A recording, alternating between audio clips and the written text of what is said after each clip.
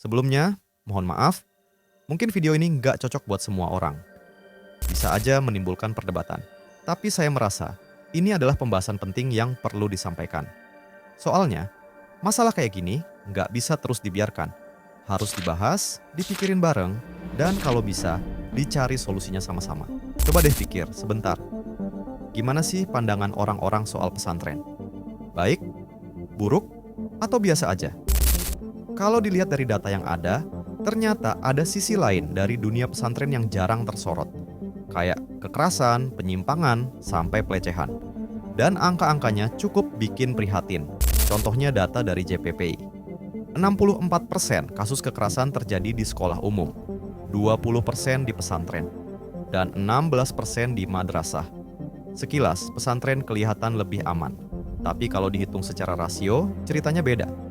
Total siswa di Indonesia itu sekitar 53 juta.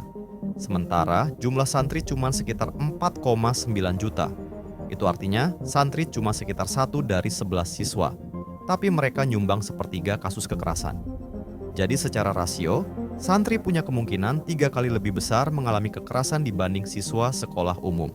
Begitu juga soal kekerasan seksual. Data dari Komnas Perempuan mencatat 27% terjadi di kampus, 19% di pesantren, 15% di SMA, dan 7% di SMP.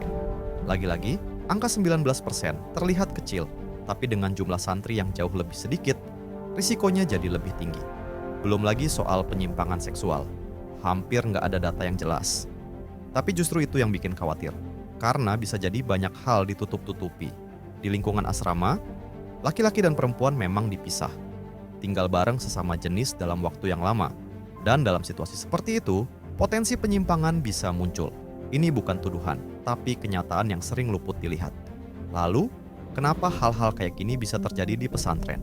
Tempat yang seharusnya mencerminkan nilai-nilai Islam, apa yang salah? Coba lihat fenomena seperti Gus Jafar. Penampilannya nyentrik, rambut dicat warna-warni, kadang tampil seadanya, bahkan tanpa pakaian lengkap.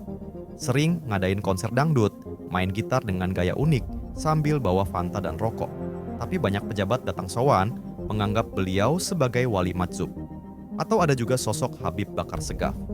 Gaya bicaranya nggak biasa, penampilannya juga, tapi tetap dianggap sebagai wali. Fenomena kayak gini nunjukin satu hal, ada kecenderungan untuk mensakralkan hal-hal yang profan. Hal yang sebenarnya biasa atau bahkan menyimpang bisa dianggap suci, hanya karena status sosial atau garis keturunan. Di luar pesantren, orang dengan gangguan mental ya dianggap ODGJ. Tapi di lingkungan pesantren, kalau dia anak kiai atau habib, bisa dipandang sebagai wali. Logika ini udah mulai nggak sehat. Kita jadi kehilangan kemampuan berpikir kritis. Pesantren itu sebetulnya produk budaya, bukan bagian dari ajaran pokok Islam seperti Al-Quran atau hadis.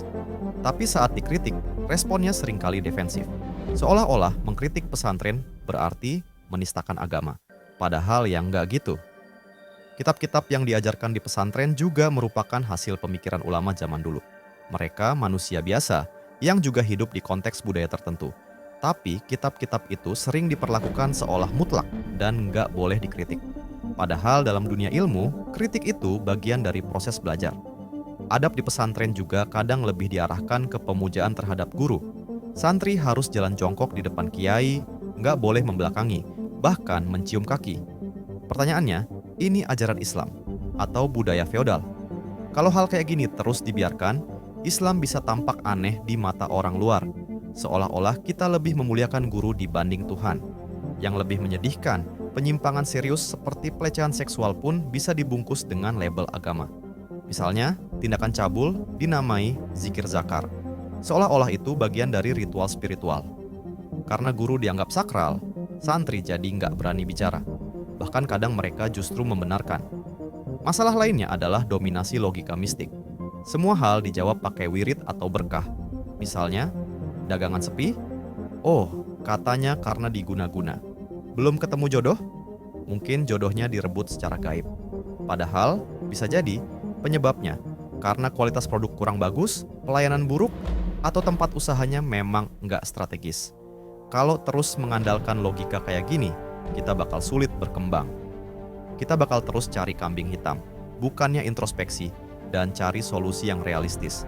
Yang lebih ironis, eksploitasi kadang terjadi di balik semua itu.